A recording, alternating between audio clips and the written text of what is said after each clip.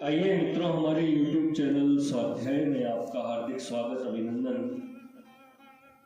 आज हम आपके लिए लेकर आए हैं वैराग्य शिक्षा इस शीर्षक पर प्रेरणादायक ज्ञानवर्धक ज्ञान चर्चा। अगर आपने हमारे चैनल को लाइक और सब्सक्राइब नहीं किया है तो आपसे निवेदन है, कृपया चैनल को लाइक और सब्सक्राइब अवश्य करें। सद असद विचार करने वाली बुद्धि ही जिसका मंत्री है, धैर्य ही जिसकी सेना है, संकल्प से शून्य शांति ही कोश है, तीनों लोकों में जिसका समान रूप से अटल प्रभाव है, ऐसा वैराग्य ही साम्राज्य है। अर्थात वैराग्य रूपी साम्राज्य जिसके पास हो वही वास्तविक सम्राट है। प्रजा राजा से डरती है, राजा भी अपने शत्रुओं से डरा करता है। वैराग्य ही एक ऐसा राज्य है जिसमें ब्रह्मा से लेकर यमराज तक किसी से भय नहीं। भिक्षा प्रदान करने वाले ही माता है, गुरु ही पिता है, शिष्यगण ही लड़के हैं और एकांत में आनंद देने वाली शांति ही स्त्री है। यही विरक्त पुरुष का समस्त कुटुंब है, जिनके लिए कुछ भी अनुकूल या प्रतिकूल नहीं है, इसलिए जो किसी प्रकार की चेष्टा नहीं करते हैं। ऐसे महात्मा ही मुक्त हैं। गौतम जी इस बात के साक्षी हैं। जिस प्रकार वृक्ष जल से सींचने वाले और फूल तथा फल तोड़ने वाले दोनों ही के साथ समान भाव रखते हैं, उसी प्रकार संत लोग भी उपकार करने वाले और अपकार करने वाले दोनों ही के साथ एक सा व्यवहार करते हैं। सैकड़ों बार विषयों की परीक्षा करके भी कोई बिरला ही भाग्यवान पुरुष होता है जो इनका त्याग कर सकता है, नहीं तो काक के समान साधारण मनुष्य वमन कर पुनः ग्रहण करते हैं। प्रचंड वायु के उठने पर तृण के समान अज्ञानी पुरुष स्त्री का नाम सुनते ही धैर्य खो बैठते हैं,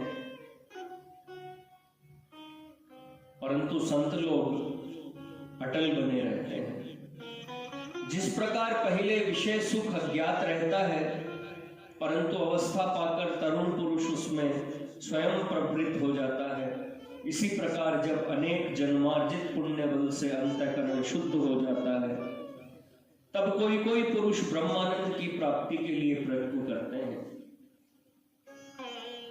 मुमुक्षु पुरुष को चाहिए कि जब पुत्र स्वतंत्र हो जाए तो उसके गुणों की परीक्षा करे, महान संकट के समय स्त्री के प्रेम की परीक्षा करे तथा धन के विभाग करने में भाई के स्नेह की परीक्षा करे। जो म्रियमाण मनुष्य के अंतिम समय में भी अब हमारा कौन शरण है, इस प्रकार की स्वार्थ भरी बातें पूछते हैं।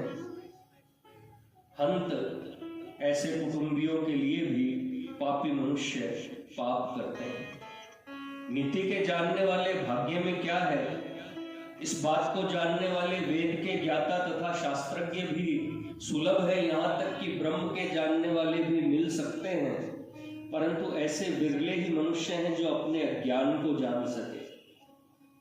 विषयों को अपने अनुकूल बनाने की अपेक्षा विषयों को चाहने वाले मन को ही अनुकूल बनाना आवश्यक है।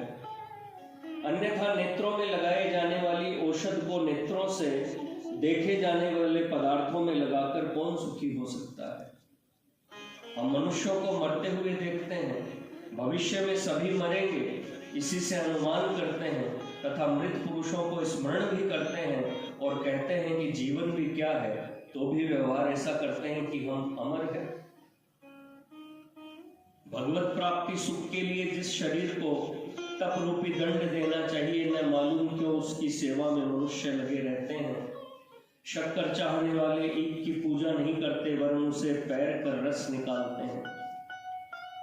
प्राय मनुष्य के समय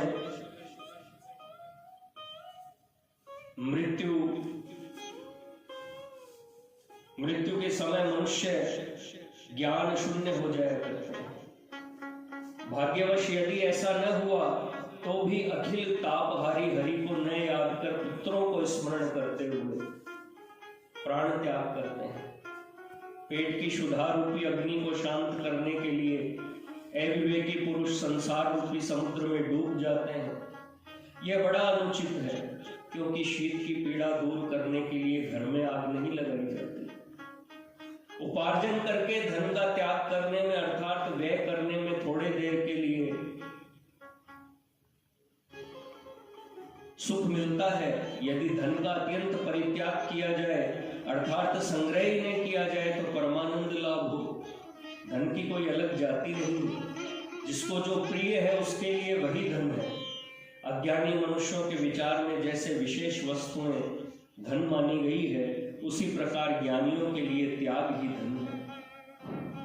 मनुष्य को अपने पुण्य बल से इंद्रलोक अथवा ब्रह्मलोक के लोक को प्राप्त कर ले, परंतु इससे क्या लाभ, जबकि संसार में पुनः जन्म लेना पड़ा। ये मेरे लड़के हैं, यह मेरी स्त्री है, इनका कल्याण करना कर्तव्य है, ऐसा ज्ञानी पुरुष कहा करते हैं। परंतु अज्ञान रूपी अंधकार में अपना आत्मा गिरता जा रहा है, इसका उद्धार करना चाहिए, यह कभी नहीं सोचते। मित्रों, यह थी वैराग्य शिक्षा इस शीर्षक पर प्रेरणादायक ज्ञानवर्धक ज्ञान चर्चा। अगर आपको हमारा चैनल पसंद आए तो इसे लाइक और सब्सक्राइब अवश्य करें। धन्यवाद।